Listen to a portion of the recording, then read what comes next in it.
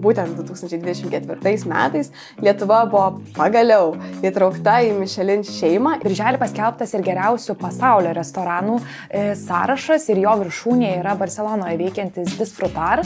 Mano asmeniškai džiugiausia metų naujiena, ko gero, tai mūsų lietuviška duona tapo numeris 1 užkandžių pasak portalo Taste Atlas. O dar viena psichozė, karštinė ar dar kaip pavadinsi, tokia karšta tikrai, tai yra karšto oro gruzdintuvės. Tai tikrai didelė naujiena šių metų, tai Dubajo šokoladą, kuris tikrai užkūrė didelę psichozę, pirmiausia, socialiniuose tinkluose.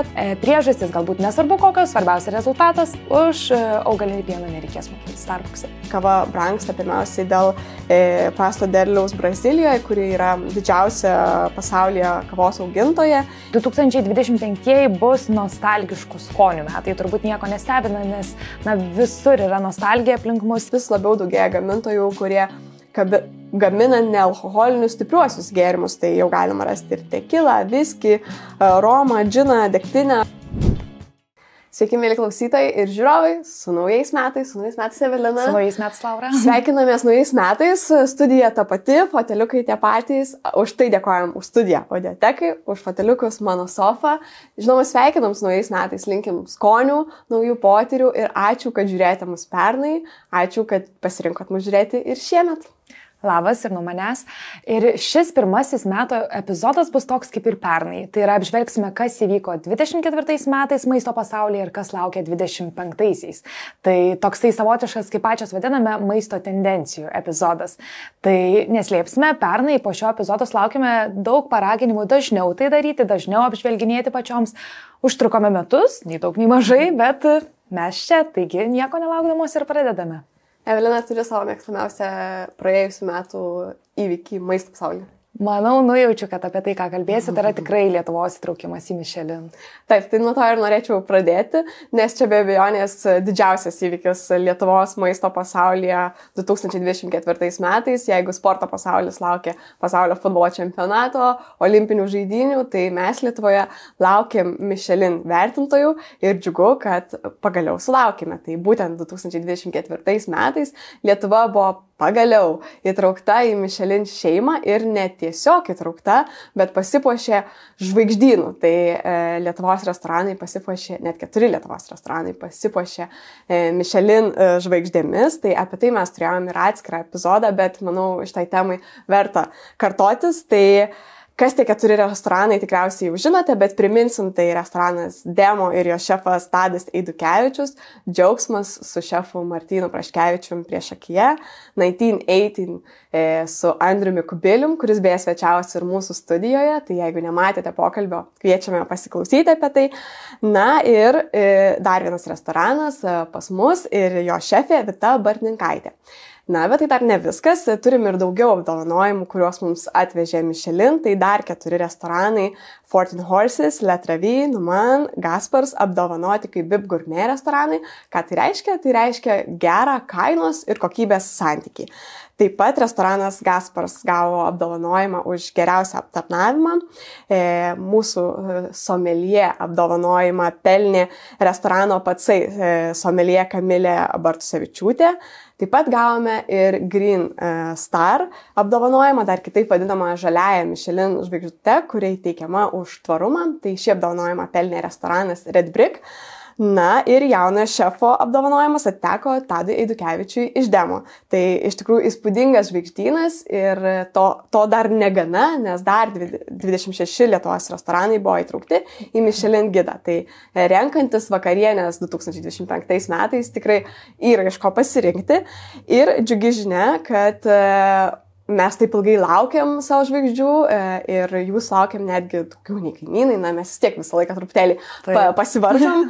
Tai priminam, kad Latvijoje šiuo metu yra vienas restoranas pelnęs Michelin žvaigždę, Estijoje šio pripažinimo yra sulaukę 2 restoranai, iš kurių vienas 180 by Matijas Dita yra pelnęs ne 2 žvaigždės, mes be su Evelina svečiavomės pernai ir tikrai nuostabi patirtis, tai viešint Taline rekomenduojam įtraukti tai į savo kelionę. Ir dar viena įdomybė baigiant šią naujieną, tai kad Michelin vertintojų nuomonė labai stipriai nesiskyrė ir nuo lietuviško reitingo, tai 30 geriausiųjų restoranų reitingo. Jame lyderis išliko toks pats, kaip ir pernai, Gaspars restoranas tapo numeris 1, trejetuke taip pat eilės tvarka rikiuojasi restoranai 1918 bei Džiaugsmas ir visus 6 metus iš eilės 30-tuke liko 8 restoranai, tai D'Antonio, Džiaugsmas, Dinė, Gaspars, Momo Grill, Monai, Telegrafas ir Šturmų švyturys. Tai šitie reitingai tikrai yra geras paruoštukas, ką verta aplankyti ir ką verta rekomenduoti. Aišku, ne tik, bet tikrai mūsų lyderiai. Ir turbūt palinkėsiu šiais 25 metais kuo daugiau jų mums aplankyti. Tikrai pamažu pildom tą sąrašą, bet, užtrunka, vis tiek daug turim tų gerų restoranų, tai bet linkiu, kad kuo daugiau mums jų pavyktų. Ir įdomu, kas bus po metų, ar keisis tas sąrašas? Labai įdomu. Taip, apžvelgsime po metų. Na ir keliaukime prie pasaulinių tendencijų. Tai birželį paskelbtas ir geriausių pasaulio restoranų sąrašas ir jo viršūnėje yra Barcelonoje veikiantis Disfrutar. Lietuviškai tai reiškia mėgaukis. Turbūt geriausias restorano pavadinimas įmanomas. Įdomu tai, kad 23 metais, tai yra ankstesnėme reitinge, jis buvo užėmęs antrąją vietą. Pirmą užleido Peru, Limo sostinėje esančiam Central, bet pagal šio konkurso taisyklės yra taip, kad nugalėtojas kitų metų konkurse tiesiog nedalyvauja, taigi antrą vietą užėmusiam Disfrutarte reikėjo šefų visai trijuliai išlaikyti esančias pozicijas, išlaikyti tą savo aukštą lygį ir pirma vieta tarsi garantuota. Tai akivaizdu, kad tai jiems padaryti ir pavyko. Antroje vietoje taip pat ispanas, Baskų krašte veikiantis Asador Ecebari. Jis pakilo iš turėtos 3 vietos, tai savaime Central pasitraukė, tai viskas laipteliu aukštyn. 3 vietą šįsyk užėmė Paryžiuje esantis restoranas Table by Bruno Veržiu. 4 dar vienas ispanas, tiesiog ispanų triumfas, tai yra Madride veikiantis Diversio. Ir beje, pastarojo šefas Davidas Munjosas jau 3 metus iš eilės paskelbtas geriausių pasaulio šefu, tai turbūt tas įvertinimas šiam restoranui yra dar svarbesnis ir didingesnis. Ir restoranų 5-tuką užbaigė Limos restoranas Maido. Tai irgi gal džiugu tai, kad yra labai daug Europos restoranų, tai ir patiems, ir mums, ir žiūrovams gal lengviau juos pasiekti negu tuos tolimuosius. Tai taip pat vienas iš linkėjimų, nors viename jų pabuvoti. Ir tęsiant reitingų temą, mano asmeniškai džiugiausia metų naujiena, ko gero, tai mūsų lietuviška duona tapo numeris 1 užkandžiu, pasak portalo Teistatlas, ne bet kokia duona, būtent kepta duona.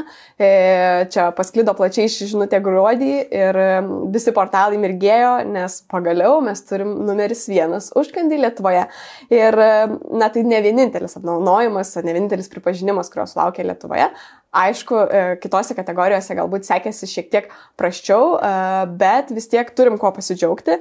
Tai lietuviška virtuvių reitingė užėmė 39 vietą ir ši pozicija yra aukštesnė nei Didžiosios Britanijos, Kipro ar Belgijos. O top 3-tukas pasaulio virtuvių iš tikrųjų yra gana lengvai nuspėjamas. Tai yra graikiška, itališka ir meksikietiška virtuvės. Bet verta pasidžiaugti, kad ir kitose kategorijose mūsų lietuviški gaminiai arba patiekalai buvo pripažinti ir įvertinti. Tai įdomu, kad šita apklausa yra atliekama remiantis beveik 500 000 žmonių nuomonę ir apklausiama įvairiose kategorijose. Tai pavyzdžiui, sūrių kategorijoje taip pat yra mūsų sūris Liliputas, kuris užėmė garbingą 46 vietą. Taip pat mėsos kategorijoje turime lietuvišką skilandį, jis yra 69 vietoje. O šaltibarščiai, nors yra ko gero viena iš nedaugelio sriubų turintis savo festivalį, bet yra sriubų kategorijoje 91 vietoje ir kepinių kategorijoje mūsų atstovas yra kibinai ir jie užėmė 59 vietą. Tad nors kiti mūsų gaminiai nesulaukia tokios sėkmės kaip kepta duona, bet vis tiek, manau, pasidžiaugti tikrai turim ko. Tikrai. Ir manau, galime paminėti, dėl ko ta kepta duona taip džiugina, ne tik dėl to, kad tai yra tavo labai mėgstamas užkandis, bet kad ir šiek tiek laiko turėjai be to gyventi. Tai pasnikavau. Tikriausiai žiūrovai pastebėjo, kad mūsų tinklalaidė pradėjau su breketais, tai reiškia, negalėjau valgyti keptos duonos ir labai jos pasilgau per visą tą laiką, tai dabar valgau su kaupu. Tai kiek iš viso laiko negalėjai valgyti? Daugiau nei 2 metus. Tai įsivaizduojat, koks džiaugsmas dabar vėl galėtų valgyti. Ir tas skaniausia pasaulyje. Tai va. Tai žodžiu, visi minėti reitingai tarsi savaime sufleruoja, kur vertėtų tiems foodžiams, maisto mylėtojams keliauti, ten, kur duona skani, ten, kur geriausi restoranai, bet yra ir oficialus atsakymas. Pasaulio kulinarijos apdovanojimuose be kita ko įskirtos ir geriausios kulinarinės gastronominės kryptys. Tai skaniausia Europos šalis, turbūt nenustebinsime, Italija. Mes pačios tikrai irgi su tuo sutinkame, esam visiškos šio maisto mylėtojos, nuo picų iki tikrų pistacinių gelato. Turbūt aš asmeniškai galėčiau tik itališkai virtuvėje ir gyventi. Sutikčiau. Tai manau tikrai neveltui toks yra atsakymas. Toliau įskirta ir geriausia kulinarinė kryptis miestų kategorija, tai yra Europoje Portugalijos sostinė Lisabona. Tokį titulą ji pelnė pirmą kartą ir reitingo sudarytojai pabrėžia tokį balansą tarp tradicinių patiekalų ir aukštosios gastronomijos. Ir tikrai turbūt, kaip ir reitingo sudarytojai sako, sunku atsispirti ir toms sardinėms, ir aštuonkojams, ir žinoma pastel de nata desertams, kurių Lietuvoje dar dėja nėra kur daug jų paragauti, padegustuoti, bet kai atsiranda tikrai labai skanu, nes manau labai ypatingas desertas. Taip pat geriausia kulinarinė kryptimi pasaulyje šiuose rinkimuose paskelbtas Dubajus, o miestų kategorijoje laimėjo Vietnamo sostinė Hanojus. Tai jeigu patiems sunku išsirinkti, kur keliauti, galima atsidaryti šį reitingą ir tiesiog pasirinkti kryptį. Tai pradėti nuo Lisabonos. Nuo Lisabonos. Tai mes turim tikrai daug čia gerų naujienų, bet aš turiu paruošęs ir vieną netokią džiugę. Tai 2024 metai paženklinti ne tik apdovanojimais, ne tik tarptautiniu pripažinimu, bet ir sunkumais restoranų sektoriui. Tai šiais metais tikrai nuskambėjo ne viena istorija, kai užsidarė ilgai veikęs restoranas, net ir pripažinimo sulaukęs restoranas, tai bene garsiausiai nuskambėjo žinia apie paskutinės vakarienės į Michelin gidą įtrauktame restorane Gastronomika. Jis savo veiklą sustabdė šį rudenį ir Gastronomika tai yra Lietuvoje gerai žinoma šefo Liutauro Čepratsko restoranas, veikęs nuo 2015 metų. Ir tai tikrai nėra vienintelis restoranas ar kavinė, kuris nutraukė savo veiklą praėjusiais metais. Tai savo veiklą taip pat baigė vėlyvųjų pusryčių restoranas Brunch Point, kavinė baras Cafe Huguet John, kavinė Žvejų smuklė, restoranas Belgai, kurį mes beje mėgom dėl įvairių midijų pasirinkimo. Tai tikiu, kad šitas sąrašas dėja, bet yra dar ilgesnis, nes nori ties to apsistoti, nes yra džiugu, kad yra restoranų, kuriem puikiai sekasi ir čia ir mūsų rankose stipri korta, tai palaikykim restoranus, kurie patinka, kad kitais metais neturėtume ilgo sąrašo šitoj naujienoje.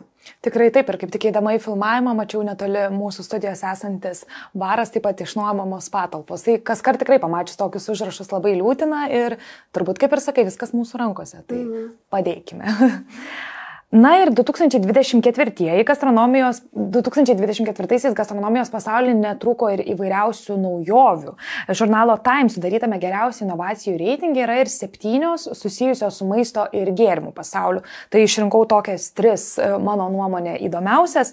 Tai pavyzdžiui, Life Straw Sip. Tai daugkartiniai nerūdijančio plieno šiaudeliai, atrodo tikrai kaip įprasti tie daugkartiniai šiaudeliai, tačiau per juos geriant vanduo savaime filtruojamas. Ir pasak kūrėjų šio šiaudelio, tai gali išgerti maždaug 1000 litrų vandens, kad jis dar būtų veiksmingas ir atliktų tas savo funkcijas. Tai tikrai manau, pravartu turėti tokį šiaudelį kelionėse, kur ypač šalyse, kur tas vanduo galbūt nėra tokios geros kokybės ir tu nežinai, ar iš vis jį gali gerti. Tai, ir daug vietos neužimantis prietaisas, nereikia kažkokio filtro vežtis. Tai, aišku, mūsų Lietuvoje dar jie nėra prekyboje, bet žinoma, dabar iš interneto galima užsisakyti. Tai tikrai tokia įdomi inovacija. Toliau skaitmeninis bevėlis maisto termometras Thermopro Twin Temp Spike. Ilgas pavadinimas, bet būtent jis sulaukė daug pagyrų dėl savo inovatyvumo. Kišus termometro zondus į bulves, mėsą, pyragą ar dar kažką, tas prietaisas tau į mobilųjį telefoną siunčia pranešimus, kokia temperatūra yra maisto viduje, ar dar jį reikia kepti, ar steikas jau yra medium, raw, dar kažkoks. Ir tau padeda tarsi priimti sprendimus, ar jau bėgti prie orkaitės ir traukti patiekalą lauk, ar visgi dar vertėtų pakepti. Ir kuo jisai skiriasi nuo kitų rinkoje esančių panašių termometrų, tai išskirtinė Bluetooth technologija, ji yra labai stipri, dėl to tu gali netgi eiti į kiemą ir ten atlikti buities darbus, o kol tuo metu, kepa, viskas vyksta ir tau nereikia nerimauti, gal ten jau sudegė ir taip toliau. Tai tokia tikrai, manau, naudinga technologija, ypač mėgstantiems multitaskinti, daug darbų vienu metu atlikti, tai toksai kaip gelbėtojas. Ir dar viena metų inovacija, tai yra Vecumulus kavos aparatas, leidžiantis namuose per mažiau nei minutę pasigaminti cold brew, šaltai brandintą kavą. Įprastai šis procesas, tikrai trunka ilgai, gali trukti ir 12 valandų, dėl to, kad sumaltos kavos pupelės tiesiog yra užpilamos šaltų vandeniu ir paliekamos tokiam prisisodrinimui. Taigi šis prietaisas, jis tokio dydžio maždaug atrodo kaip įprastas kavos aparatas, bet tikrai nedidelis, sakyčiau, kaip sulik mūsų petražolėm, tai jis gali padėti sutaupyti net pusę paros. Tai tikrai tos inovacijos, manau, naudingos. Smagu, ką daro mokslas, kartais prigyja, kartais aptariam, pasidžiaugiam ir po metų pamirštam, kas buvo, bet vis tiek smagu, kad eksperimentuojam. Žiūrėsim. To šiaudelio tikrai norėčiau. Jo, tikrai manau, kad labiausiai pritaikomas kasdienybėje daiktas, bet ir termometras tikrai, manau, praverstų. Aš irgi apie inovaciją, tiesa ne tokia moksliška, bet tikrai didelė naujiena šių metų, tai Dubajaus šokoladą, kuris tikrai užkūrė didelę psichozę pirmiausia socialiniuose tinkluose, tai čia dar vienas įrodymas, ką gali Instagramas ir TikTokas. Čia išpopuliarėjęs desertas verčia žmonės stoti į eilę ir laukti prie prekybos vietų, užsiprenumeruoti visokius galimus naujienlaiškius, kad pirmieji sužinotų, kada tik vėl jis atsiras prekyboje, ir už plytelę šokolado žmonės sutinka mokėti ir $50 ir tikrai įspūdingas sumas. Tik atsiradęs šis šokoladas buvo prieinamas labai mažame rate gamintojų. Šiandien situacija jau yra pasikeitus. Natūralu, kad kai naujiena išplinta, tai savo asortimentą įtraukia net ir tokie grandai kaip Lind. Jį taip pat galima rasti jau ir tarp privačių prekės ženklų, tiesiog paprastų prekybos centrų lentynose. Grotažymė Dubai Chocolate, aišku, mirga socialiniuose tinkluose ir yra panaudota daugiau nei 100 000 kartų. Ir tikrai visi nori paragauti, pilni socialiniai tinklai apžvalgų, kuris skanesnis, ar jis vertas tų įspūdingų sumų ir laukimo. Tai aišku, geriausiai nuspręsit paragavę patys, jei to dar nepadarėt, bet paprastai tariant, Dubajaus šokoladas tai yra gaminamas iš tirpinto šokolado, katafi tešlos ir pistacijų pastos. Šiaip derinys skamba skaniai, tai tiesiog jau čia priklauso nuo gamintojo, kokia koncentracija kiekvieno ingrediento ir ar jums patiks. Tai Dubajaus šokolado kūrėja Sara Hamuda pasakoja, kad idėja gimė labai paprastai, tiesiog laukėsi antrojo vaikelio ir norėjo kažko keisto. Taip sumaišė šitus ingredientus, gavo Dubajaus šokoladą ir štai prašau, žmonės stovi eilėse. Žinau, kad Evelina yra Dubajaus šokolado ekspertė, išragavus ne vieną, tai gali pasakyti, ar verta. Tik mano kuklė nuomonė, tai neverta. Aš manau, taip, tai yra tikrai labai skanus desertas, bet, manau, už plytelę mokėti 12 €, tai, tikrai yra daug skanesnių šokoladų, kuriuos gali pigiau įsigyti, tai tikrai ragau ir tą Candy Pop esantį ir tiesiog Lidl esantį. Ir kaip tik neseniai buvau Turkijoje, ten tikrai tų pačių šokoladų gali rasti labai pigiai, nes aišku ir vieta geografinė, arčiau to Dubajaus ir ta tešla katafi yra pas jos pačius populiari.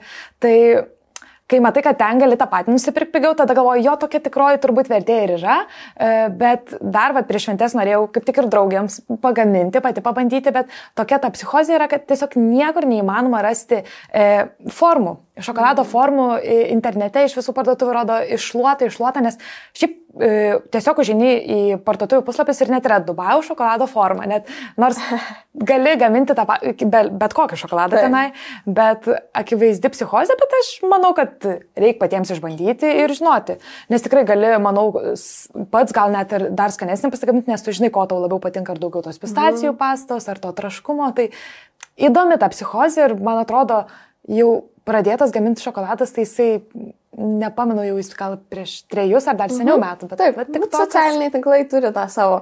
Ir net ir tortų yra Dubajaus šokolado skonio. Tai čia jau tampa tokių Rafaelo dalykų. Tai Tai žiūrėsim, kaip ilgai įsilaikys, šiaip labai įdomu. Arba kainos pakris, manau, tikrai, kai jau praeis tą psichozę, bet įdomu, bet tikrai visur mirga, visur pilna ir, na, tikrai bent jau aiškus 24-ųjų toks praėjusių skonis, manau, vienas iš. Jei neragavot, paragaukit ir tikrai verta bent jau turėti, na, žinoti, koks tas skonis ir ar patinka jis jums. Taip, tikrai. O dar viena psichozė, karštinė, ar dar kaip pavadinsi, tokia karšta tikrai, tai yra karšto oro gruzdintuvės.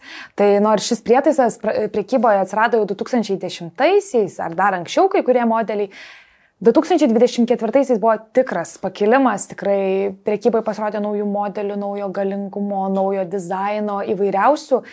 Vėlgi, socialiniai tinklai, juose atsirado galybė receptų, kągi pasigaminti tose karšto oro gruzdintuvėse, be tų tradicinių vištienos, lašišos ar dar kažko. Vienas labiausiai man įsiminusių tai buvo sausainėliai, šokoladas ir zefiriukai, tas tipinis vasaros skonis ir jį tiesiog pagamina toje karšto oro gruzdintuvėje ir tikrai atrodo tas sustas zefiriukas ir, na, dabar žiemą, kai negali įsikepti ant laužo, tai toks. Pirmą kartą man buvo mintis, kad visai gal ir norėčiau tos gruzdintuvės. Tai atsiranda ne tik naujų gruzdintuvių, naujų receptų, bet ir knygų. Ir Lietuvoje atsirado Viskas ore, taip pat žurnalų, Verdu ir Kepu išleido būtent tik karšto oro gruzdintuvių receptams skirtą žurnalą. Tai tikrai pasirinkimas yra didelis, visko daug ir apie žurnalą dar, manau, Laura galės pridurti, kaip jinai patys to sustūrė. O šiaip, aišku, internete nekyla ir diskusijos, ar čia sveika, ar čia naudinga, nes būtent dauguma žmonių ir pabrėžia, kad tai yra geriau sveikatai palankiau, nes gamini be riebalų. O kritikai išskiria galimus kancerogenus, tai čia vėlgi diskusinis klausimas ir vėl reikia spręsti patiems ir savo turbūt rekomendacijų klausyti, savo paskaitinėti, mes pasitarti su gydytoju ar vaistininku, taip sakant, o apie tą žurnalą dar. Ir tikriausiai nenueiti kraštutinumus, jei kartais ten naudoji, tai tikrai manau nieko tokio, o apie žurnalą tai jo, aš labai mėgstu žurnalus visus ir neišimtis receptų žurnalą, kai pamačiau, kad yra naujas žurnalas, iš karto galvoju, nusipirkau ir vartau šito, negaminsiu, visi receptai karšto oro gruzdintuviai. Tai po to žurnalą parašiau laišką Kalėdų seneliui. Ir taip ir gausiu, aš jaučiu, esu vienintelis žmogus, kuris atvirkščiai ne žurnalą nusiperka po gruzdintuvės, bet gruzdintuvę po žurnalą. Tai, nusipirkau Kalėdų senelis. Bet, žodžiu, galėsiu kitais metais pasakyti, kaip ten ar pasiteisina karšto oro gruzdintuvė sekasi. Pirmiausia, du zefiriukus dėl manęs iškep, kad žinočiau. Pakviesiu. Taip, dar viena tendencija, kurios tikrai negalim praleisti, ją irgi palėtėm mūsų vienam iš epizodų, tai nealkoholinių gėrimų populiarumo augimo metai be jokios konkurencijos tikrai. Jeigu anksčiau atėjus į barą ar kavinę ir nusprendus nevartoti alkoholio, geriausiu atveju gaudavai sulčių ar limonadų meniu, tai šiandien tikrai tu esi visavertis lankytojas ir gali rinktis dažnai iš tokio pat sąrašo nealkoholinių kokteilių ar kitų gėrimų. Ir pasirinkti tikrai yra iš ko. Tai kodėl taip vyksta, tai pastebima, kad vis daugiau jaunų žmonių apskritai atsisako alkoholio arba jį vartoja tik labai retom progom. Natūralu, kad prie to pristaiko ir rinka. Tai nealkoholinis vynas, putojantis gėrimai, alus, sidras jau tikriausiai nieko nestebina, prie jų esam pripratę ir prekybos centro lentynose, bet vis labiau daugėja gamintojų, kurie gamina nealkoholinius stipriuosius gėrimus, tai jau galima rasti ir tekilą, viskį, romą, džiną, degtinę, kurie yra tokio pat skonio kaip alkoholiniai, tačiau nealkoholiniai. Tai reiškia, kad galima atkartoti praktiškai bet kurį jums patinkantį kokteilį ir paversti jį nealkoholiniu. Tai pastebima tendencija, kad restoranuose net nebelieka alkoholinių ar nealkoholinių gėrimų meniu, tiesiog visi kokteiliai gali būti ir alkoholiniai, ir nealkoholiniai. Tai iš tikrųjų tendencija dėkinga tiem, kurie negali vartoti alkoholio, bet nori mėgautis tais skoniais arba tiesiog nenori alkoholio poveikio. Įdomu, kad Paryžiuje, pavyzdžiui, jau yra atsiradusi net ir nealkoholinių gėrimų parduotuvė, kuri būtent specializuojasi tik nealkoholiniuose gėrimuose. Ką mes turime alkoholinių gėrimų parduotuvės, tai čia priešingai. Ir aišku, šioje rinkoje vis tvirčiau įsitvirtina ir kombuča, fermentuota arbata, kuri yra puikia alternatyva vynui ar rožiniam, baltam vynui. Tai tų pasirinkimo variantų tikrai yra daug ir dar kas visai man buvo negirdėta naujiena, kad atsiranda ir funkcinių gėrimų, kurie atlieka alkoholio funkciją, bet nėra alkoholis. Kitaip tariant, jų sudėtyje yra įvairių medžiagų, kurios padeda atsipalaiduoti, lengviau bendrauti, kas dažnai įvardyjama kaip priežastis, kodėl žmonės renkasi vartoti alkoholį. Tai būtent šie gėrimai yra nealkoholiniai, palankus sveikatai, bet veikia kaip alkoholis. Tai bent jau Lietuvoje aš dar tokių nemačiau, bet neabejoju, kad čia tik laiko klausimas. Tokiuose gėrimuose naudojami natūralūs ingredientai ir jie vertinami kaip palankesnė alternatyva sveikatai. Na ir dar vienas toks įdomus aspektas, kad daugėjant alkoholinių gėrimų, jie pradedami naudoti alkoholinių kokteilių gamybai. Toks paradoksas, bet toks sprendimas priimamas ir dėl skonio, ir dėl kokteilių stiprumo. Tai nenustebkite, kad alkoholinį kokteilį galite įsigyti ir su kokiu nors nealkoholiniu gėrimu. Įdomi tendencija ir man čia norisi pareklamuoti 2 mūsų epizodus. Tai yra vienas apie akalą kambučią, nes tikrai tai yra viena vis populiariausių turbūt tokių pasirinkimų restoranuose, ypač geros, aukštos klasės, tai būtent akalą kambučią. Ir tai vienas, o antras Urtė Dėlynas, kuri tikrai labai daug apie tai kalba ir mes pačios buvome pavasarį, berods vasarą, degustacijoje, kurioje būtent gamino daug nealkoholinių kokteilių ir tiesiog, neįtikėtinų skonių ir tikrai nėra taip, kad jau nealkoholinis, tai sultis, kaip ir sakei pradžioje, tai šios 2 epizodus dar galite irgi pažiūrėti po šio. Ir įdomu dėl akalos, tai tame pačiame 2 žvaigždučių Michelin restorane, spėkite, ką mes geriam? Estijoje, taip. Taip, Estijoje. Tai mūsų lietuviška kambučia. Tai tikrai turim kuo didžiuotis ir verta apie tai žinoti. Taip, tikrai. Tęsiant gėrimų temą, žvilgsnis į kalendorius. Tai nuo šiol gruodžio 7-oji juose yra pažymėta kaip nacionalinė vyno kultūros diena. Šį sprendimą priėmė Seimas, kadenciją baigiantis Seimas. Kodėl gruodžio 7-oji? Tai būtent šią dieną, 2021 metais, ES pripažino Lietuvą vynuogininkystės šalimi. Man pačiai, pamenu, tas sprendimas buvo toks gana netikėtas, gal čia ir neišprusimo stoka, todėl, kad, išgirdus žodį vynuogininkystė, tai iškart turbūt galvoju Ispanija, Portugalija ir visi šiltieji kraštai. Bet pasirodo, mes irgi turime kuo didžiuoti šioje srityje ir tikrai daugėja tiek vynuogininkystės plotai, tiek vindarių ir tie vindariai pateikia daugybę naujovių rinkoj. Tai čia šalia tradicinių vynų siūloma aronijų, vyšnių, serbentų, šilauogio, grastų ir panašiai. Tai tikrai pasirinkimas platus, originalus ir dėl to ir esame pripažinti vynuogininkystės kraštu, o nacionalinė vyno kultūros diena yra mūsų kalendoriuose. Tikrai turim kuo didžiuotis ir labai įdomu, kaip tik neseniai studijavau vieno lietuviško vyno gamintojo asortimentą ir daug net pomidorų vyną. Pomidorų vynas. Taip. Net neįsivaizduoju skonio. Aš neįsivaizduoju, bet džiugu, kad jei mes neturim vynuogių galbūt tokių, kokios turi tos tradicinės vyno šalis, tai turim kitų alternatyvų. Ir kodėlgi ne? Taip. Tai tęskim gėrimų temą. Tai šį kartą į dažnam pusryčių gėrimo temą keliaujam. Tai aišku, dažnas savo dienos neįsivaizduojam be kavos. Ir šie metai kavos gamintojams, kavos augintojams ir apskritai kavinėms nebuvo lengvi, nes kavos kainos pasaulyje pasiekė vieną aukščiausių taškų per beveik 100 metų. Natūralu, kad tą veikia ir klimato kaita, ir ekstremalūs orų reiškiniai, ir kaina diktuoja prognozes dėl prasto praėjusių metų derliaus. Tai kava arabika neseniai pasiekė kaina $3.35 už svarą, kas yra kiek mažiau nei 0,5 kilogramo. Tai kava brangsta pirmiausiai dėl prasto derliaus Brazilijoje, kuri yra didžiausia pasaulyje kavos augintoja ir jis šiemet susidūrė su rekordinė sausra, tai natūralu, kad dėl to kavos bus mažiau, ir ji tampa brangesnė. Kainų kilimą taip pat skatina ir laivybos sutrikimai Raudonojoje jūroje bei kiti geopolitiniai iššūkiai. Nuo sausros šiemet kentėjo ir Vietnamas, kur auga pupelės įprastai naudojamos tirpiai kavai gaminti.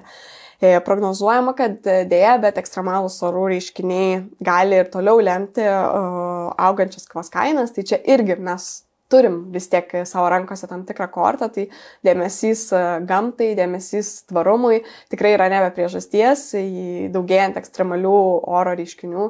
Natūralu, kad tie mūsų įprasti produktai gali brangti, keistis, tai norėdami išsaugoti, turim rūpintis gamta. Ir tiesa, kad kava nėra vienintelis brangęs maisto produktas šiais metais, kaip rodo valstybės duomenų agentūros surinkti duomenys, lyginant 2024 metų rugpjūtį su 2023 metų rugpjūčiu, pastebėta, kad beveik dvigubai augo česnakų kaina, kavos milteliai pabrango trečdaliu, penktadaliu didėjo šokolado kaina, apelsinų sulčių kaina, augo ir alyvuogių aliejaus kaina, ji padidėjo daugiau nei 18%, netikėtai pabrango ir zefyrai, tai jeigu norėsim gamintis ir fryeryje, tai bus gerokai brangiau, nes jų kaina yra 19% didesnė nei prieš metus. Bet ne viskas taip blogai ir tikrai turim kuo pasidžiaugti, yra produktų, kurių kaina mažėjo. Tai šioje kategorijoje vyrauja daugiausiai vaisiai ir daržovės. Tai pavyzdžiui, svogūnų kaina sumenko trečdaliu, kriaušių 28%, beveik ketvirtadaliu sumažėjo baltagūžių kopūstų, pomidorų kainos. Tai pastebimai pigo ir saulėgrąžų, rapsų aliejus, tai jų kaina sumažėjo maždaug ketvirtadaliu. Tad natūralu, kad tie svyravimai kasmet vyksta ir gal dažniausiai pastebim tai, kas pabrangsta, nes natūralu tai skausmingiau, bet tikrai yra ir gerų pokyčių. Manau, tikrai reikėtų pasidžiaugti vaisių ir daržovių pigimu, tai tikrai palanki tokia tendencija ir jeigu dar naujoji valdžia įgyvendintų pažadą mažinti PVM vaisiam ir daržovėm, tai iš vis mes galėsim sveikuoliais tiesiog tapti. Tai pažiūrėk, kokios naujienos bus kitais metais. Na, o pakalbėjus apie kavą, metas pienui. Turbūt dauguma vis tiek geria kavą su pienu, tikrai tenka matyti ir kavinėse, kad tai bene dažniausias pasirinkimas. Na, arba šiomis dienomis augalinėmis jo alternatyvomis. Tai tikrai pasirinkimas didžiulis kokosų, migdolų, avižų, makadamijų, žirnių. Vakar pirkau rūgių pieno. Dar neragavau, šaldytuve yra, tai labai tikrai įdomu, dar šio nesuragavus. Pati tikrai dažnai renkuosi augalinį pieną. Žinoma, tai dažnai kerta skaudžiau per kišenę, kavinėse bent 50 papildomų centų. Tiesa, yra kavinių, kurios to papildomo mokesčio netaiko ir tikrai visą laiką tuo džiaugiuosi. Tai yra Vilniuje, pavyzdžiui, Raštinė. Ir dabar tikiu, kad yra ir kitų kavinių, tiesiog vieną paminėjau, o dabar prie Raštinės jungiasi ir visas Vero kafe tinklas. Jis skelbė akciją Pienas yra pienas ir už jokį augalinį pieną, augalinį gėrimą, galbūt tiksliau sakyti, papildomo mokesčio nebeims. Pasaulyje tokį pavyzdį rodo vienas didžiųjų rinkos dalyvių, tai yra Starbucksas. Jis pirmiausia šios naujovės imasi Jungtinėse valstijose ir Kanadoje, tai yra didžiausiose savo rinkose, ir argumentuoja ne tik didėjančių žmonių, kurie renkasi šį pieną, tokių kaip kad dėl to, bet ir dėl būtent aplinkosauginių tikslų, nes pieno pramonė, visa gyvulininkystės pramonė, kaip žinia, yra viena didžiausių aplinkos teršėjų, tai Starbucksas sako, kad nori prisidėti prie tvarumo. Visgi išvelgia žmonės, kad tai yra ne tik dėl to, o ir dėl noro prisitraukti vėl klientus atgal, nes šiemet Starbucksui metai buvo gerokai prastesni nei ankstesni, pardavimai labai krito, visgi Starbucksas toliau kartoja, kad tai yra aplinkosauginiai tikslai ir primena dar, kad dar 2022 metais aktorius Jamesas Cromwellis prisiklijavo prie kavinės prekystalio Niujorke, tai protestuodamas prieš vadinamąjį veganų pieno mokestį. Tai turbūt nori išvengti ir tokių protestų, bet priežastis galbūt nesvarbu kokios, svarbiausia rezultatas, už augalinį pieną nereikės mokėti Starbucks'e. Manau, kad naujiena gera. Dedam į tą gerų naujienų stalčių. Aš turiu to dar vieną klausimą. Ar mėgsta valgyti naktį? Tenka. Naktį gal ne vidury naktis, bet tenka. Kelionėse? Mėgstu. Skrydyje mėgstu valgyti ir nesvarbu, kiek valandų būna. Tai pastebiu, kad turistai labai dažnai mėgsta valgyti naktį ir Milanas pavargo nuo turistų, kurie valgo naktimis. Tai šiai pavasarį buvo nuskambėjusi Milano idėja uždrausti ledus po vidurnakčio. Tai naujiena tikrai dramatiška. Tiesiog milaniečiai, miesto valdžia pavargo nuo triukšmo ir turistų, kurie valgo naktimis naktį ir buvo siekiama uždrausti siūlosi ne tik ledus valgyti naktį, bet visą maistą įsinešti, skaitant pizzas ir gėrimus. Tai ši iniciatyva tiesa nuskamba jau ne pirmą kartą, ją bandyti gyveninti ir 2013 metais, bet jos likimas toks pats buvo ir 2013, koks ištiko ir šiais metais, kurį laiką lyg ir bandė galioti draudimas, bet neapsikentė nei vietos gyventojai, kuriem verslui tai buvo tikrai skausminga, nei turistai, kurie vis tiek nori ledų, picos ar kokio nors gėrimo, nesvarbu kuris paros metas, ir iniciatyva buvo panaikinta. Tai manau, kad ką galim padaryti, tai tiesiog galbūt mažiau barškinti tais peiliais ir šakutėms naktį, kad panašių iniciatyvų neatsirastų. Ledus tyliai galima. Nečiapsėkim. Tai kaip Milano neįsivaizduojame be dželato ir naktimis ir dienomis, taip Austrijos sostinės Vienos be tradicinių dešrų, dešrelių ir dešrainių. Tai būtent jie, o tiksliau gatvės kioskai, kuriuose parduodami šie dešrainiai, šiemet pernai, 24 metais, įtraukti net į UNESCO nematerialaus kultūros paveldo sąrašą. Pažymima, kad ši tradicija prasidėjo, būtent ši kioskų tradicija prasidėjo po Pirmojo pasaulinio karo, kai buvę kariai įkūrė mobilias kulinarinės parduotuves, kad užsidirbtų pinigų pragyvenimui. Tai UNESCO paveldo sąraše dar 2019 metais atsirado ir austriškos vyno tavernos, o 2011 Austrijos kavinių, tų coffee house kultūra. Kalbant apie saugomus patiekalus, 2024-aisiais dėmesio daug sulaukė turkiški donė kebabai. Turkija pateikė prašymą suteikti jiems saugantį statusą, tai reiškia, kad kavinės visame pasaulyje galėtų gaminti tik pagal konkretų receptą ir tam tikrą leidimą kebabus arba net negalėtų jų vadinti turkiškais. Tai čia didžiausio pasipriešinimo sulaukti iš Vokietijos, nes dėl didelės imigracijos ten kebabinių yra labai daug, vien Berlyne 1000. Tai tikrai vietos gamintojai pasipriešino, nes toks statusas kebabų reikštų, kad dalis kebabinių turėtų tiesiog užsidaryti, nes tai yra ir papildomi mokesčiai, ir tam tikra biurokratija, tai tikrai labai pasipriešino ir nenorėjo, kad tai būtų priimta. Tai dar tebevyksta diskusijos, o galutinį sprendimą priims Europos komisija. Tokį pat bendrijos pripažinimą, tą saugantį statusą, jau turi neapolietiška pica ir ispaniškas serrano kumpis. Tai vadinasi, jeigu kažkur kavinėje matote, kad tai yra neapolietiška pica, ji tikrai turi būti gaminama taip, kaip tikra neapolietiška pica, arba ji taip net negali vadintis. Tai aišku, kad turbūt yra kažkokių bandymų apeiti, čia jau ir tas maisto klastojimo gal tema, bet vis tiek daugumoje, jeigu tai yra didelė kavinė, kuri taip vadinasi, jinai turbūt taip nepiknaudžiaus ir galim tikėti, kad visgi tą neapolietišką pizzą valgom. Tai su kebabais žiūrėsime, kaip bus, ar tų turkiško apmažės, ar visgi jų toliau bus daug. Bet džiugu, kad UNESCO pasirūpina, jog mums svarbus skoniai, tam tikrom šalims svarbus skoniai išliktų. Taip. Ir džiugu, kad čia nėra tik tai mokslininkų dabar reikalas galvoti, kaip pakeisti kažką, o rūpinamės, kad išsaugotume. Taip, tikrai. Tai ačiū UNESCO, bet ačiū ir mokslininkam, kurie tais atvejais, kai galbūt kažkurie skoniai keičiasi dėl klimato kaitos, pavyzdžiui, arba mažėja tam tikrų ingredientų, pasirūpina, kad turėtume alternatyvų. Tai štai prieš tai minėjau, kad kakava brangsta, šokoladas brangsta, tai mokslininkai rūpinasi, kad turėtume naujo šokolado. Tai Šveicarijos mokslininkai išrado visiškai naują šokolado rūšį, kuri yra pagaminta iš kakavos vaisių želė. Tai labai samai tikrai nepaaiškinsiu visos technologijos, bet esmė ta, kad gaminant šį šokoladą naudojama daugiau kakavos vaisiaus sudedamųjų dalių, todėl jis yra toks kaip viso grūdo miltai, tai visos pupelės šokoladas. Ir jis yra sveikesnis ir, žinoma, tvaresnis, nes lieka mažiau nepanaudotų kakavos vaisiaus dalių. Ir tikimasi, kad šis sprendimas padės spręsti ekologinės problemas, mažiau švaistyti resursus ir kartu galbūt padės ir ilgainiui sureguliuoti tą kainą, nes natūralu, kad jei iš mažesnio kiekio galėsim pagaminti daugiau šokolado. Tai be to, kaip ir jau minėjau, šokoladas manoma, kad bus sveikesnis palankesnis sveikatai ir kartu galėtų padėti kakavos augintojams daugiau uždirbti iš savo derliaus.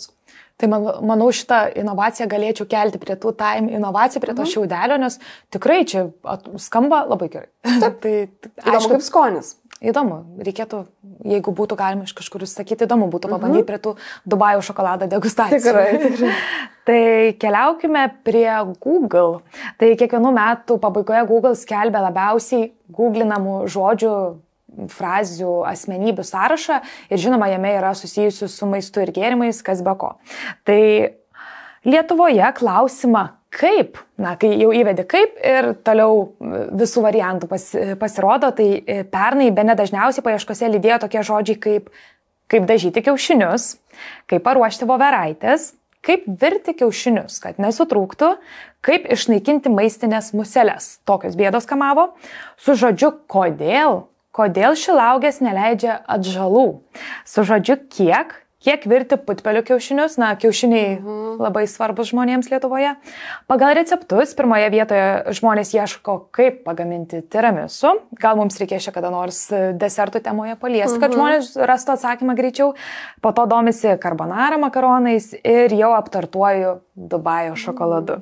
Ir įdomu tai, kad vis daugiau žmonių pastebima, kad ne per Google ieško, o per ChatGPT. Tai receptų ir tų klausimų, kaip virti tos putpelių kiaušinius, tai tikėtina, kad ir šios tendencijos Google, būtent tas sąrašas turbūt kažkaip keisis, arba ChatGPT tikėtina galbūt jau kitąmet pateiks, kasgi pas juos buvo labiausiai ieškota su maistu susijusio. Tai tikrai įdomu. Aš girdėjau, kad dar jaunoji karta ieško net ne per ChatGPT, ne per Google, o per socialinius tinklus. Jie net nenaudoja kitų paieško šaltinių, viską suranda ten. Tai irgi įdomu, kas ten, pavyzdžiui, trendinantis hashtagai buvo. Tik tokia tai būtų Dubajaus šokoladas. Tikrai be konkurencijos. Bet įdomu, kas laukia ir kitais metais, ar ne? Mes jau čia aptarėm, kas įvyko šiemet, bet kas laukia šiemet. Kas laukia šiemet. Tai metų sandara visą laiką labai sudėtinga. Čia kaip būdavo mokykloje, jis asmenėjau datą rašai ir tai, žodžiu, kas laukia 25. Taip, kas laukia 25 metais, naujaisiais metais. Tai tikriausiai prisimenate, jeigu žiūrėjot mūsų praėjusių metų epizodą, tai lygiai taip pat apžvelgėm, kas įvyko, bet pasidalinam ir prognozėm. Natūralu, kad kasmet vis spėlioja, ko čia laukti, kas šį keisis. Ir tų apžvalgų ir spėliotojų tikrai yra daug. Tai Nacionalinė restoranų asociacija 2025 metais, tai 25 metams taip pat yra paskelbusi savo gastronominių tendencijų apžvalgą ir joje prognozuoja, ko galima tikėtis. Ir viena iš išskiriamų tendencijų yra dėmesys vietos gamintojams.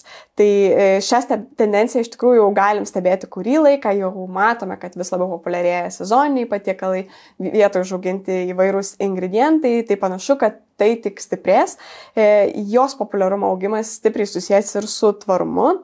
Tai valgant vietoje užaugintą ar pagamintą maistą, į aplinką išmetama mažiau CO2, nes mažiau jo prireikia transportavimui ir taip iš esmės yra palankiau aplinkai.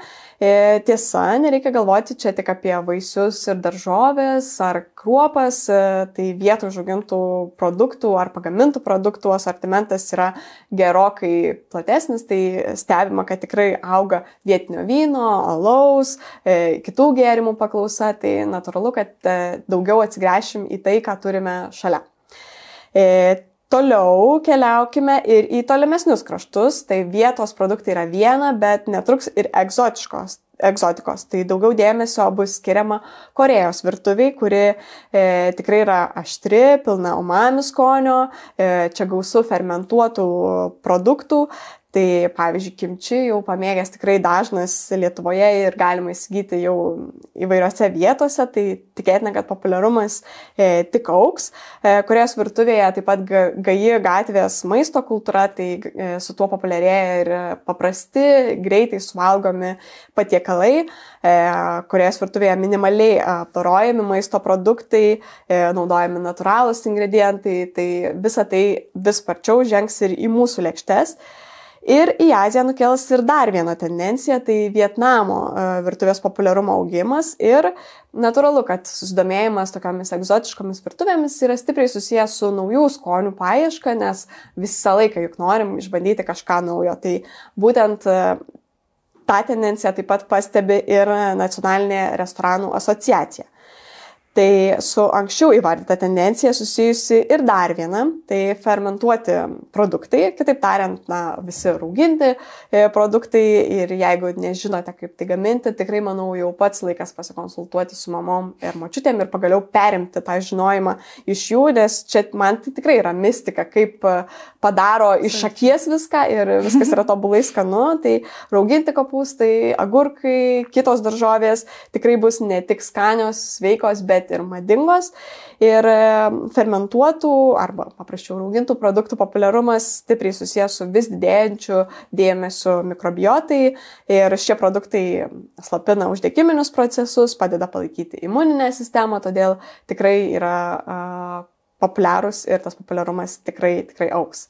Taip, o gėrimų kategorijoje tikrai daugės jau minėtų funkcinių gėrimų, kurių sudėtyje esančios naudingos medžiagos teigiamai veikia mūsų organizmą, tai daug dėmesio skiriama žarnyno veiklai, kaip palaikyti energiją, aštrų protą, ar apskritai įtraukiant kitus ingredientus, kurie yra stipriai susijęs su sveikata.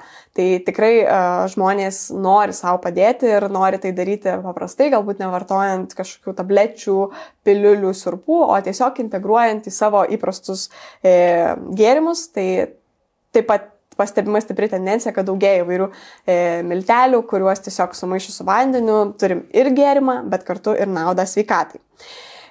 Jau truputėlį aptarėm kavą, tai Lietuvoje cold brew sezonas dažniausiai ateina vasarą, bet panašu, kad 2025 metais to sezoniškumo gali būti ir mažiau.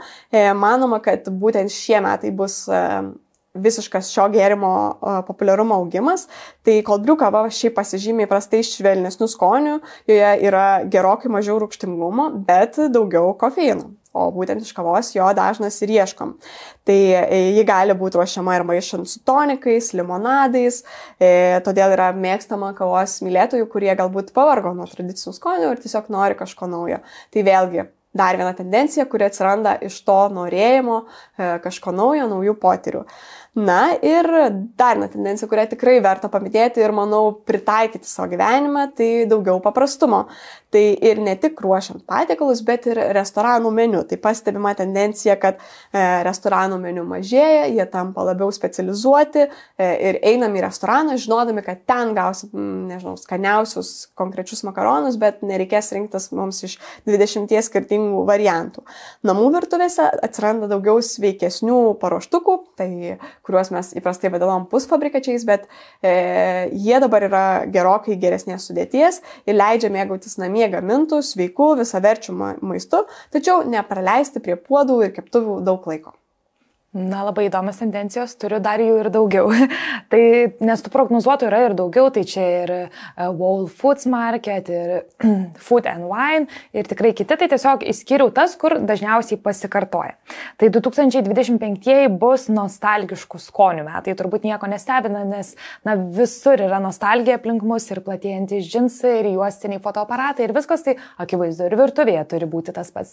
Tik čia tie maisto prognozuotojai įskiria naują žodį, tai yra nostalgija, tai yra tie senieji skoniai su tam tikru naujumo prieskoniu. Tai manoma, kad į madą, į virtuves vėl grįš ir cukraus vatos skonis, ir spalvingi užkandžiai, spalvingose pakuotėse, sausi pusryčiai, taip pat net pagaminti spagečiai skardinėse, kaip būdavo tie makaronai, tiesiog, nežinau, dabar atrodo, net nežinau, ar yra parduotuvėse, gal ir kažkur yra, bet manoma, kad tai sugrįš. 2025 ir grybų renesanso metai, tai lėkštėse vis dažniau matysime ne tik mums įprastus pievagrybius ar jau vis įprastesnius šitakę, bet ir vadinamosius funkcinius grybus. Tai čia į tų pačių funkcinių gėrimų temą, nes būtent tie grybai taip pat yra tose gėrimuose. Tai čia ir čiaga, reiši, liūto, karčiai, netgi jie sulaukia daug pagirų dėl naudos sveikatai. Manoma, kad jie mažina stresą, padeda susikaupti ir panašiai, gerina bendrą savijautą. Jau dabar šiaip pastebimas yra ūgtelėjęs tų grybų pardavimas ir ne tik kaip pačių grybų, bet ir dažniausiai kaip maisto papildų. Tai čia jau pasitarti su gydytojo ar vaistininku, bet ir gėrimų, ir ant desertų barstomi grybai. Tai manoma, kad šiais metais to bus vis daugiau. Kaipgi be dirbtinio intelekto. Tai manoma, kad vis daugiau kavinių bus galima užsisakyti atėjus be jokių darbuotojų, tiesiog per planšetę, per išmanų kažkokį įrenginį. Taip pat manoma, kad vis daugiau robotų mums prie staliuko priveš tą maistą, ką dabar gal galima matyti kažkur Japonijoje, tolimesnėse kraštuose, bet galbūt ir Lietuvoje jau mums kas nors taip atveš tą kavą padarytą ar su Dubajaus šokolado gabaliuku. Tai taip pat manoma, kad atsiras vis daugiau išmaniųjų programėlių, padedančių planuoti maistą, mažiau jį švaistyti, užsisakinėti maistą į namus, ir visai palengvinančių mūsų maisto ruošybą. Dar viena tendencija - maisto ir gėrimų skrydžiai. Tiesa, čia kalbame ne apie lėktuvų maistą, o apie tokią tendenciją, kai gauni lentelę, ant jos savotiškas skrydis po tam tikrą maisto produktą. Paprastai tariant, daug mažų alaus ar vyno taurelių, skirtingų rūšių savotiška degustacija, daug skirtingų sausainėlių, daug skirtingai paruoštų kiaušinių. Tai, manoma, kad tai yra toks skrydis po kavos pasaulį, skrydis po sausainių pasaulį. Tai manoma, kad kavinėse tai bus vis dažnesnis pasirinkimas. Galbūt ateini deserto ir nori skirtingų sausainių paragauti, tai tiesiog gauni daug mažų. Man skamba labai gerai ši tendencija ir patinka. Ir Laura jau užsiminė apie kavą, cold brew, tai 25 bus ir arbatos metai, nepamirškime ir arbatos, manoma, kad bus vis daugiau desertų su įvairiais arbatos skoniais, tai jau dabar yra ir mača, tarkim, sausainiai ir kitų arbatos skoniai, tai manoma, kad tų desertų bus vis daugiau. Taip pat populiarės naujos mirkymo formos, tai yra arbatos juostelės, šalto plikimo maišeliai ir panašiai, kurie leidžia mums išgerti arbatos ir kažkur keliaujant, kažkur miške gal į žygį kažkokį išėjus ir panašiai. Ir kur dar putojančios arbatos prie tų visų nealkoholinių gėrimų, tai arbata bus, sakoma, visiškame pakilime. Naujoji karalienė. Taip, pažiūrėsim. Ir aš turiu dar vieną tendenciją, kuri tikrai jau skambėjo šiandien tarp eilučių, tai apskritai daugiau dėmesio sveikatai. Tai mūsų tempas visų dažniausiai yra labai didelis, visi norim būti sveiki, gyventi ilgai, tas jau išpopuliarėjęs ilgaamžiškumas. Tai ir toliau vartotojai ieškos švaresnės sudėties produktų, išliks didelis dėmesys produktų maistiniai vertei ir apskritai tikriausiai populiarės skaityti etiketės, ko galbūt mes kartais dar nedarom. Jau kurį laiką buvo galima pastebėti tendenciją mažinti druskos ir cukraus kiekius maisto produktuose, tai ant pakuočių tikrai šį užrašą taip pat matysim dažniau. Ir tas sąmoningumo didėjimas ir šių nepalankių galbūt sveikatai ingredientų sekimas tikrai tęsis ir 2025 metais. Inovacijas lėkštėje skatins ir vis plačiau naudojamas dirbtinis intelektas, apie kurį irgi jau užsiminėm. Tiesa, ne tik mokslininkų laboratorijose, bet ir namų virtuvėje. Manoma, kad jis bus dažniau naudojamas ieškant ingredientų, kurie leistų pakeisti tuos, kurie galbūt nėra tokie palankūs sveikatai ir ieškoti tiesiog alternatyvų, kurios būtų sveikesnės ir naudingesnės. Taip pat tikėtina, kad žmonės daugiau dėmesio atkreips į tai, kaip mažinti įvairių teršalų ir nepalankių sveikatai cheminių priedų maisto produktuose. Ir su tuo sprendimu ateina ir griežtesnis reguliavimas. Tai vis daugėja iniciatyvų, kurios įpareigoja gamintojus griežtai mažinti arba ryškiau žymėti tam tikrus nepalankius sveikatai ingredientus. Kitaip tariant, tiesiog stiprės požiūris, jog maistas yra vaistas ir 2024 metais įtvirtinusios ilgaamžiškumo idėjos tikrai išliks gajos ir tikriausiai netgi tam tikrą prasme stiprėja ir 2025 metais. Tai klausantis apie tą sveikatingumą, man vėl norisi pareklamuoti mūsų podcast'ą čia kaip išnašą. Kas norėtų daugiau, tai man vėl į galvą šauna, kalbant apie maisto etikečių skaitimą, tai Aelita Zabulionė ir apskritai apie tą visą mokslo ir maisto pasaulį. Manau, tikrai, jei kažkas dar nežiūrėjote epizodo, tai rekomenduoju. Ir žinoma, Aistė Bikauskė, Mission Diabetes, kaip mes įvardėjom ir kiti žmonės įvardėjo sveiko proto ambasadorė. Tai kas norėtų daugiau tikrai apie tai paklausyti mūsų ankstesnius epizodus, manau, tikrai verta įsijungti. Taip, ir būti ne tik madingiem, bet ir sveikiem. Svarbiausia. Ir metas paskutiniai tendencijai, tai galiausiai 2025 metais mus sups daug mokamus desertų. Tiksliau tariant, spalvos, tos tokios pastelinės, rudos, švelnios, skanios spalvos.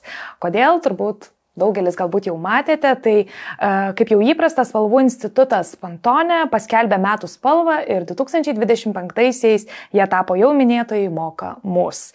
Tai gal galima teikti, kad laukia mūsų skanus desertų metai, tų tokių kavos, poskonio metai, tų skonių jau turbūt bus, nežinau, jau kiek įvardėm ir arbatos bus ir korejietiškos virtuvės bus. Pažiūrėsim, kas čia bus. Visada įdomu pažiūrėti prognozes ir kas iš jų išsipildys, bet vieni labai kritikuoja ir sako, kad čia nesąmonė spėlioti, kas čia žino, kas čia mūsų laukia. Ir tikrai kas čia žino, bet kita vertus matom, kad pildosi. Ir tai, ką mes praėjusiais metais čia spėliojom, labai geras pavyzdys Grikija, ar ne, kurie tikrai yra populiarumo viršūnė, apskritai visos kruopos išgyvena pakilimą, tai norėčiau tikėti, kad ir šį kartą kažką atspėjom. Pažiūrėsim. Žinoma, kad viskas neįsipildys, bet kažkas, tai tikrai labai įdomu bus pažiūrėti. Jo, ir gal kažkas tiesiog neateis iki mūsų ir apskritai pastebima, kad daugėja tokių mikrotendencijų, tai kad kažkur tai išpopuliarėja, kaip ir Dubajaus šokoladas išpopuliarėjo socialiniuose tinkluose, paskui išplito, bet daugėja ir tų, kurios tiesiog išpopuliarėja kažkokiam regione, ten tai visiškai pakilime, o kitur ne, tai irgi, kad pas mus netėjo, nereiškia, kad neįvyko. Tikrai, pažiūrėsim, kas Palangos Basanavičiaus gatvėje, ten gali žiūrėti, kur kažkokias galbūt kartais pavėluotas tendencijas, bet atsiveža, tai žiūrėsim, ką vasarą ten parsiveš. Tai laukia dar vieni įdomus metai, o mes pažadam, kad ir toliau tendencijas spalvinsim ir įdomiais pokalbiais, ir jeigu kažkas atsiras metų eigoje, tai tikrai nepraleisim. Tai ačiū, kad žiūrėjot, ačiū, kad klausėt ir linkim bandyti, ragauti, ne visada būti madingiems, bet svarbiausia smalsiems. Taip, ir dar žinoma norime padėkoti Audiotekai, kad galime su jumis dalinti šiomis tendencijomis ir visais įdomiais pokalbiais. Taip pat, sakyčiau, mokamus spalvos foteliukams ir mano sofa už tai, kad ant jų galime štai čia įsitaisiusios kalbėti. Tai ačiū jums ir iki kito karto. Iki.